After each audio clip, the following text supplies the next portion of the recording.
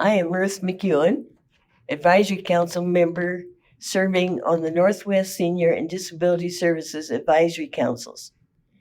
I want to welcome candidates, incumbents, and Advisory Council members to the 2024 Candidate Interview Forum.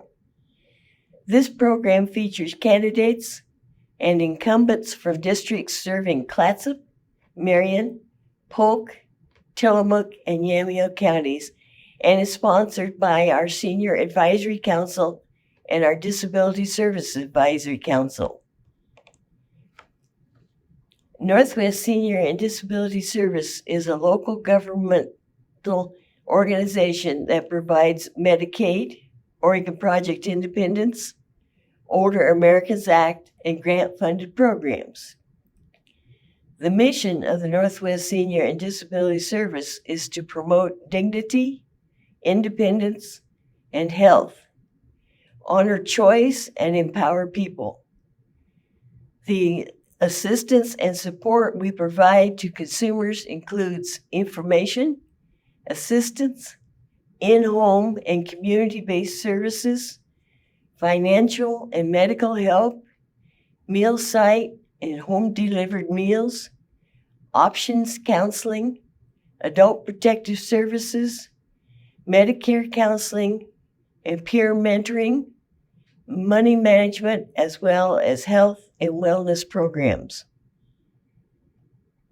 Because of the number of state legislative districts that our service area covers, we have invited a large number of candidates to our candidate interviews. Each candidate has been given information on the format used in these interviews.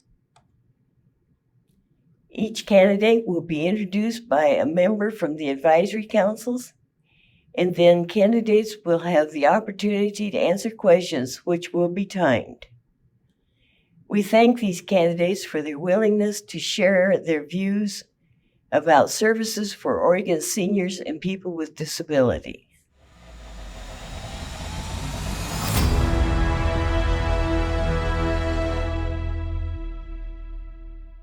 Hi, my name is Monica Adams, and I am a member of the Disability Services Advisory Council at Northwest Senior and Disability Services.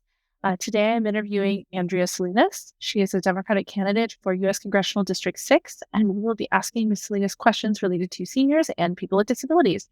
Welcome, Ms. Salinas, and thank you so much for sharing your time with us. Thank you for inviting me. To get us started, I would like to hear a little bit about what you have done to advocate for seniors and people with disabilities, and what are your upcoming priorities for these populations? Yeah, so when I was running for this seat in 2022, I heard pretty consistently from older Oregonians and those on Medicare about how frustrating it was that Medicare does not cover so many of the health benefits that are typically needed. And I call these the head up benefits and issues. So dental, hearing, vision, and even mental health care. And those are obviously things that everybody needs. And so one of the first bills that I introduced as a new member of Congress was called the Hope and Mental Wellbeing Act. And it essentially it's pretty simple. It provides 3 free mental health visits with no cost share for Medicare and Medicaid recipients. I've also made sure I've co-sponsored other pieces of legislation that would directly impact and support seniors and people with disabilities in the 6th district, including Stop the Wait Act of 2023, which would amend Social Security Act to eliminate that delay with disability insurance benefits and that waiting period for individuals with disabilities. We know very often, again, I hear from constituents and from people on the ground that is often a game changer if they didn't have that big delay when they know they have especially some presumptive disabilities.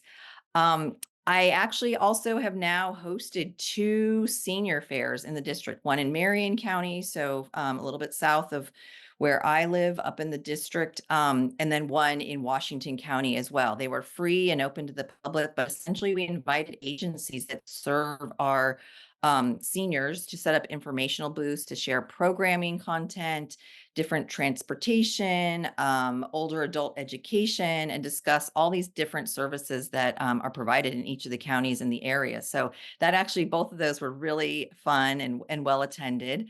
But making sure that our seniors and those with disabilities actually have the information on services that are provided, that are through nonprofits, very often are free to them. So making sure that they know about all of that.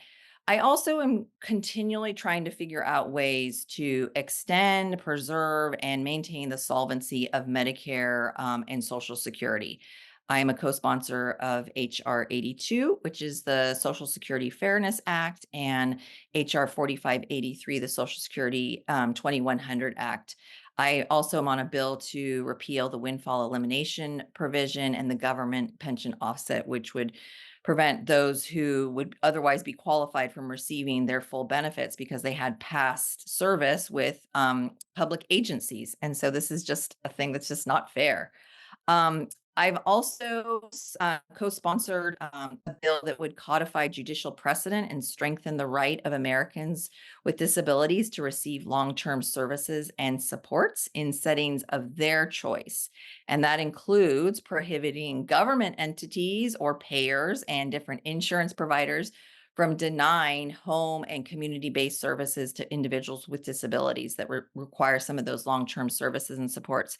Again, I often hear from folks in the district and from my constituents, even when I was a state legislator, that they want to decide how and where to receive that care. They don't want, just because someone's paying the bill, for them to be the director of their lives. And frequently in their homes is the best place for them. It's where they're most comfortable. So they may not want to go to a skilled nursing facility or some kind of long-term care facility. And I think that should be their right. So I I'm on the House Agriculture Committee, so I would be remiss if I didn't also just note that I was a big champion of making sure we did not cut the $30 billion from the supplemental nutrition assistance programs in the SNAP or in the Farm Bill reauthorization that we just had. In fact, it was one of the reasons I did not vote for the bill. About 42,000 people just in Congressional District 6 alone would be hurt by that provision alone. It would mean 2 fewer days a month of food benefits. And we know a lot of those people who would be affected by it are those with disabilities, seniors, children, and veterans. So that's another piece that I've been, I think, a champion on. Thank you so much. It's great to hear you've been doing so much across so many areas. We really love to see that. One thing that we are very focused on is the Older Americans Act, which provides critical programs for older adults in Oregon. How are you planning to protect and continue to increase funding for the Older Americans Act and other aging and people with disability programs for FY 25-26? So first, I needed to find out from the disability community how they're seeing the playing field right now. And so I did meet with Disability Rights Oregon, and my staff took the majority of the time with them, but they shared a list of appropriations priorities that I agreed that I would be pushing. And I'll go through some of those. I will just want to kind of set the stage for this. It has been really difficult to get some of this additional funding, even funding at FY23 levels in this current House of Representatives. It's the majority really is trying to cut in every way possible. And they have essentially threatened things, big programs like Medicare and Social Security. But they have certainly tried to cut other areas like the Older Americans Act. And so some of the programs that I've said, yes, let's try to figure out how we increase this funding. And that's all I can do at this point, is either work with the administration and figure out if there are things that we can do on the regulatory front, or just let my party and Democrats know, as well as the Republicans who are in the majority as well, to let them know how it could help seniors and people with disabilities across the nation. But some of the things that I've been pushing for are increases. So about 7.5 million for the protection and advocacy services related to assistive technology. 13 million for the protection and advocacy for beneficiaries of Social Security programs, the protection and advocacy for traumatic brain injuries at about 7.5 million. I've asked for 45 million for the protection and advocacy for individuals with mental illness program. About 25 million more for the protection and advocacy of individual rights program, and then another 49 million for the protection and advocacy for persons with developmental disabilities program. I've also signed on to different letters that could help some of our families, seniors, veterans, and individuals with disabilities around, for instance, weatherization through the Department of Energy, and making sure that they have what they need to stay warm in the winter and cold, or cooler in the summer, not cold, but cooler in the summer. I've signed on to letters that making sure that different programs are funded to the levels where those with intellectual and developmental disabilities are able to live independently and high quality lives. I worked as a member of the legislature on different issues around advocating for this as well. Worked with Senator, as you may know, Senator Gelser Blauen, who is also a big advocate for this community, to make sure that they got what they needed. Thank you so much. One thing you mentioned earlier was sort of your work with SNAP and other nutritional benefits. Yeah. How are you planning to address food and nutrition insecurities for seniors and people with disabilities? So making sure that, again, that some of the programs that I know my seniors in my district really rely on. So, things like the Meals on Wheels program, but also figuring out how we can make it a little bit more complete. So I've co-sponsored a bill led by Congresswoman Suzanne Bonamici. It's called the Senior Hunger Prevention Act, and it amends our Food and Nutrition Act of 2008 to streamline nutrition access for older adults and adults with disabilities, to give them some optional choices as well. So, Meals on Wheels is a great program, and I would hate to see any further cuts to any of those programs. So we're asking for additional funding there, but also to make sure that, if they want to be able to access food that maybe, some of these newer delivery services that we have, they should be able to access it as well. And so I've also sponsored the Increasing Nutrition Access for Seniors Act. This would allow the certification period to be extended to 36 months if a household with an older person or disabled member has no earned income, and it would allow state agencies to use data matches to determine those qualifications. It would also establish a $155 standard medical deduction option for elderly or disabled household members to self-attest having a medical expense. And I've also made sure that I was on the forefront of making sure that we have expansion of the emergency food assistance program, knowing that seniors really rely on that as well. Thank you so much. One thing you'd mentioned a little earlier was talking about the importance of healthcare. You mentioned Head Up Healthcare. What are your plans to improve general healthcare access for vulnerable seniors and people with disabilities? So, as I mentioned, we do need to make sure that Medicare is solvent. And I would love to see something that, again, so we don't have to think about, oh, why are these benefits different just because I'm being paid? The payer is Medicare or Medicaid if I'm a dual eligible, if you do have a disability and you're an older person, things of that nature. I would love to see a single payer system, honestly. So I have signed on to the Medicare for All program. I think this would actually reduce administrative costs and help people across the board. But short of that, I recognize that's a really long shot, and it would be a hard bill to pass anytime soon.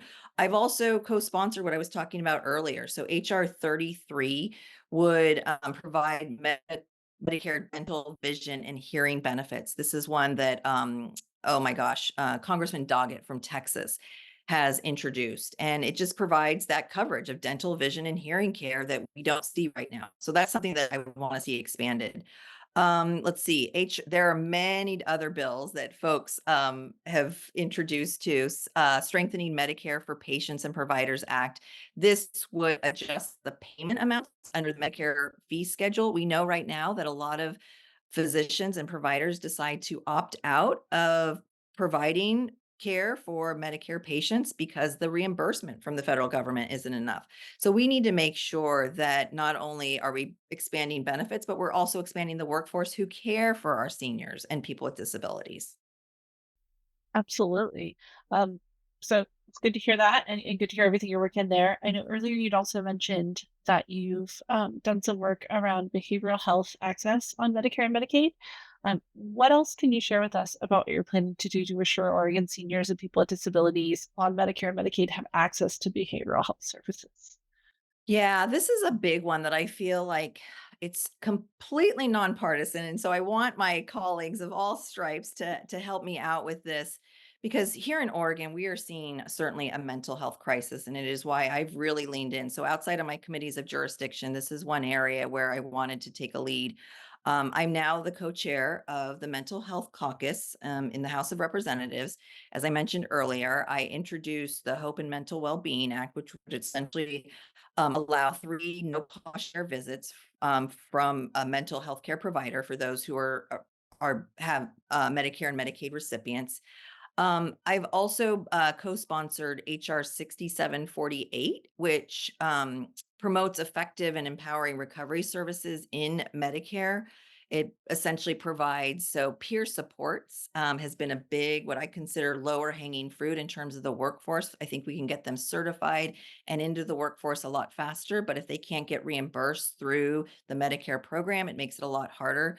But I think seniors, just like anybody else, would really benefit from those with lived experiences, right? The same thing with people with disabilities. What are the challenges that you're facing to live that independent life? And I'm sure the struggles and the stress and the trauma from being treated unfairly and different make a big impact. But if they had those peers who could help them walk through the process, could make such a big difference. But I think we need to remove some barriers in order for peer support services to be a viable option, especially if they're not actually getting paid through Medicare or Medicaid. Thank you so much. I have one final question. It's becoming very challenging for seniors and people with disabilities to attain housing due to constantly rising housing costs and an insufficient supply of disability accessible housing. And we've seen that here in Oregon. What are you doing or planning to do on a federal level to prioritize affordable and accessible housing? This is another area where I'm saying let's go all in on every kind of piece of legislation we can find. So I recently co-sponsored a bill that would allow older Americans and those with disabilities a tax credit of up to 35% for qualified home improvement projects, so that they can have an accessible home that is adaptive to their abilities and disabilities. So those kinds of examples include installing ramps, zero step entrances, widening doorways in case you have a wheelchair or other means of needing to get into your home. So we know that there are so many other things that we can be doing also around affordable housing tax credits, trying to remove barriers around um, different local policies and encourage through this federal government to remove those local provisions and zoning laws so we can start to build more housing. Wonderful. Thank you so much for your time today. We've been visiting today with Andrea Salinas, the Democratic candidate for U.S. Congressional District 6. Thank you so much, Ms. Salinas, for joining us for the interview. Thank you. I appreciate your time. Take care. I want to thank the candidates on behalf of the members of the Senior Advisory Council and Disability Service Advisory Council of Northwest Senior and Disability Services for attending our candidate interviews. We hope the information that has been provided will help you make informed choices when you vote.